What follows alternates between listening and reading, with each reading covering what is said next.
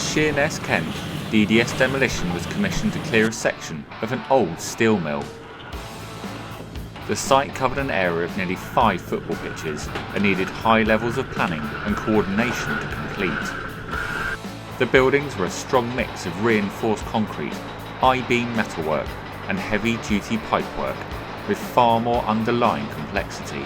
It required almost the whole fleet of vehicles to be used to cut, crush, rip, dig, load and remove everything from site. There were a number of outbuildings, such as cooling towers and the silo, that were quickly cleared up front. But the main event was the 130 metre long, 32 metre high melt shop. To maximise efficiency and reduce the spread of dirt to surrounding areas, an inside-out approach was utilised. Dust bosses worked hard, spraying a mist to pull down particles in the air and reduce airborne spread. While work began on the inside, the exterior cladding was left in place as a shield. Metalwork and piping was stripped from the interior, with the Komatsu 210, 360 and 490s doing the bulk of the work in here. The deep concrete pits of the melting shop were hammered, crushed and pulverised into submission, with the spider web of internal wires being stripped out. On the ground, sections were cleared in stages, while up above the burner crew worked to weaken the joints on the pipework, walkways and internal structure. As levels were cleared, the upper reaches could be brought down. Huge amounts of metalwork removed from the building were brought to the external stripping and burning zone. Here our team worked hard to reduce the oversized construction down into manageable chunks that could be loaded and removed from site.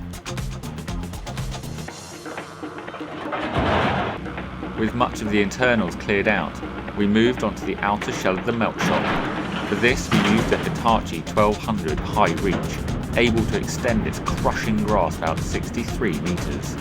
The monster cutting jaw was fitted with water spray outlets, so years of dirt and dust was constantly dampened. We utilised water bosses and additional spray cannons for dust suppression, while using and wearing only correct apparatus within restricted access areas to control cross-contamination.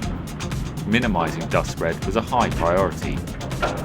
The crushing jaw of the high reach made light work of the exterior cladding, before moving inwards to the internal overbearing structure and the roof.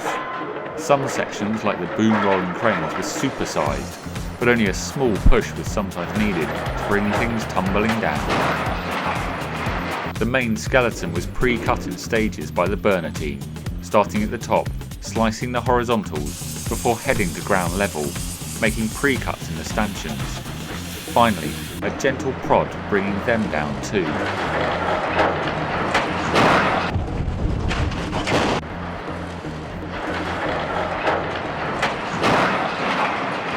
As sections came down, the rest of the machines were used in a tag team clearance event, working in harmony together to reduce all the components down to size.